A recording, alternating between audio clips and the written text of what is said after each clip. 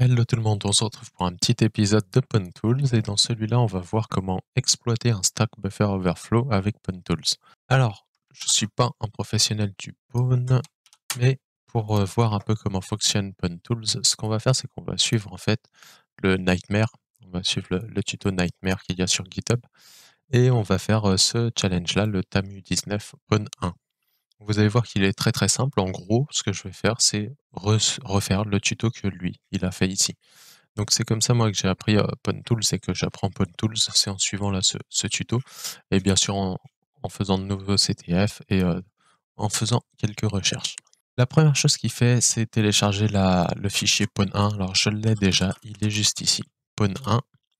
Donc on a juste ici notre pwn1, on voit que c'est un 32 bits LSB, tac tac tac tac tac tac, notre strip. Ok, il a rien de spécial. Et ici, ensuite il va utiliser pwn et checksec pour pwn1. Alors là, il va juste falloir installer Python 3-PwnTools. Donc on va les installer. Ça va nous permettre d'utiliser certaines fonctions PwnTools directement en ligne de commande. Donc c'est plutôt pratique. Ok, l'installation est terminée, donc je vais pouvoir lancer la commande checksec et ici on va avoir quelques informations supplémentaires, par exemple le fait que ce soit un 32 bits et on va voir qu'il n'y a pas de canary sur la stack. Donc on a quelques infos sur notre binaire, ce qui est pas mal. Enfin, on va l'exécuter pour voir ce qu'il fait et on va voir tout de suite. Donc il nous demande notre nom, on va lui donner un nom au pif et il dit je ne connais pas. Oh, petite chose intéressante là, la question pour ceux qui connaissent, c'est Sacré Graal. Ok, on va lancer Ghidra pour pouvoir lire un peu le code de ce fichier.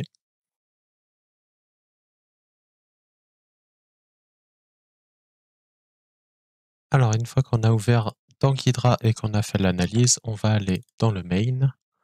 Et dans le main, on va pouvoir trouver ici qu'il nous demande la première question. Ensuite, donc là, c'est ici qu'il y a la première question, quel est ton nom? On voit là, il fait un fget donc pour récupérer ce que l'utilisateur écrit. Et il compare avec cette phrase-là, Sir Lancelot of Camelot. Si on ne lui donne pas cette phrase-là, il va lui dire non, c'est pas bon.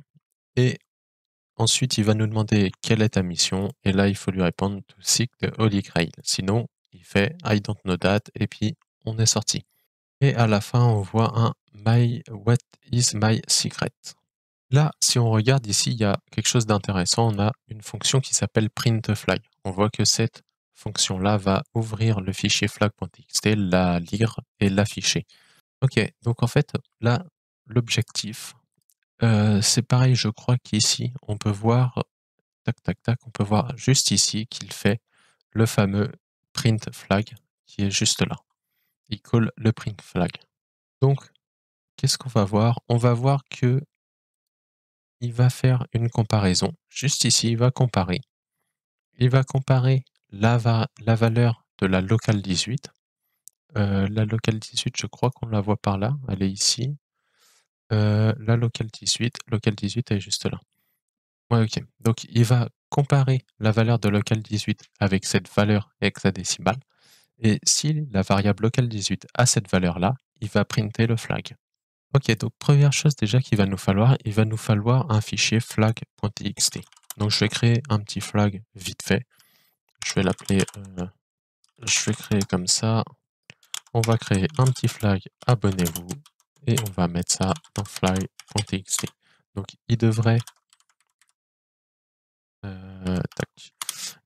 nous afficher le contenu de ce fichier-là, donc le contenu abonnez-vous, il devrait nous l'afficher une fois qu'on aura exploité la faille. Donc, qu'est-ce qui va se passer? On va lui donner cette première entrée, on va lui donner cette deuxième entrée, et ensuite, donc après la deuxième question, on aura une troisième question, quel est mon secret? Et là, il faudra lui rentrer l'adresse. Donc en fait, il faudra lui rentrer suffisamment de caractères pour effacer tout ce qu'il y a en mémoire et réécrire sur la locale 18 et réécrire la locale 18. Comme ça, il va sauter sur notre locale 18. On va pouvoir réécrire ça. Pour ce faire, comment on va faire? On va double-cliquer sur une variable, par exemple sur la locale 18. Et ici, on a une représentation de la stack. Tout ça, c'est une représentation de notre mémoire. Local 43, c'est ici qu'on va écrire. D'accord? Donc ici, c'est la troisième question, c'est ce qu'on va écrire. Il faut qu'on écrive suffisamment haut en fait pour effacer local 18, enfin pour écrire ce qu'on souhaite dans local 18. Quant à savoir quelle taille il faut remplir, on voit que ici, local 43, donc ce sur quoi on a la main, c'est écrit à 0x43, et on voit que la local 18, elle est écrite à 0x18. Donc pour savoir combien il y a de mémoire, combien il y a de bits entre les deux, on fait 0x43 moins 0x18, ce qui nous donnera 0x2b. On va faire ça avec un petit script. Donc je vais appeler ce script pontamu19, c'est le nom du ctf.py. La première chose à faire from pon import étoile, on commence par tout importer. Ensuite, on va créer notre target, on va créer notre processus. Alors, je vais l'appeler P, c'est plus rapide que target que lui met dans le tuto. Et notre processus, c'est le fichier pon1. On va créer un payload qui sera au départ vide. Ce payload, on va lui ajouter des zéros. Et combien de zéros on va lui rajouter? On va en rajouter 0x2b. Donc ça, c'est le fameux padding, le fameux nombre de mémoire de bits qu'il y a dans la mémoire entre nos deux variables.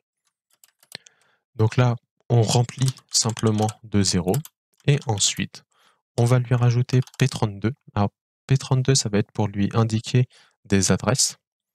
Donc là, il va s'occuper de mettre en Little Indian, etc. On sait que la valeur qu'il nous faut, c'est DEA110C8. Donc ça, c'est l'adresse qui doit être écrite dans 018. Donc on lui met 2B deux fois, enfin 2B0, et ensuite on lui met l'adresse qu'on veut écrire. Après ça, on va pouvoir reprendre notre processus et faire un sendLine, et on va lui lancer sur Lancelot of Camelot. Donc ça, c'est ce qui est demandé dans le programme. Si on regarde le programme, première question, c'est ce qu'il faut lui donner. Deuxième chose qu'il faut lui donner, donc c'est la réponse à la deuxième question. Et la deuxième question, c'est to seek the Holy Grail. Donc là, on répond aux deux questions et ensuite, on va pouvoir, c'est pas target, c'est P, et ensuite, on va pouvoir lui lancer notre payload. Donc pour effacer la locale 18. Enfin, on va passer en interactive pour pouvoir interagir avec le processus. Mais théoriquement, on devrait voir en résultat, on devrait voir le flag. On va exécuter ça. Alors, premier petit problème, c'est entre le tuto et ça, c'est-à-dire que là, on lui a donné une chaîne de caractères et il attend des bytes. Alors, je crois que tout simplement, il faut que ici, je passe en fait le payload en bytes, tout simplement. Normalement, en passant le payload en bytes, ça devrait fonctionner. Donc là, on peut voir que ici, il a commencé par start notre processus, c'est ce qu'on lui a dit juste ici, le process. Ici, on a des warnings. Heureusement pour nous, ça a fonctionné malgré tout. C'est-à-dire que là, quand j'ai lancé les phrases, je les ai lancées en chaîne de caractères, alors que lui, normalement, il veut des bytes. Ça, c'est avec les dernières versions de Python et de PwnTools. Donc, on va recommencer. Hop. Je vais relancer. Là, ça a tout fonctionné. Et là, on voit tout de suite le switching to interactive mode. En fait, il a déjà envoyé ses lignes et également le payload. Donc, il passe en mode interactif. Il rentre sur le process pon1. Non, le process a carrément été stoppé. Mais OK. Ici, on va voir tous les éléments du script. Donc là, il y a la première question qui est posée par notre programme. Il nous demande notre nom. Alors, on ne voit pas ce que je lui ai envoyé, mais ici, je lui ai envoyé sort le slot of Camelot. Quelle est notre quête? Je lui ai envoyé to seek the Holy Grail. Ensuite, quand il dit quel est mon secret, là, on lui envoie le payload, c'est-à-dire 2b fois 0, enfin 0 fois 2b, suivi de l'adresse qui est attendue pour faire appel à la fonction printFlag. Et il nous donne une phrase right of your go. Et là, juste ici, on a notre flag abonnez-vous. C'est tout pour cette vidéo. Alors c'est un pawn très simple, c'est vraiment une introduction à Pawn Tools et au pawn en général. Vous pouvez, si vous le souhaitez, continuer à faire les pawns. Ils vont être de plus en plus durs ici, avec différentes techniques. Donc ça, c'est sur Nightmare. J'espère dans tous les cas que cette vidéo vous aura plu.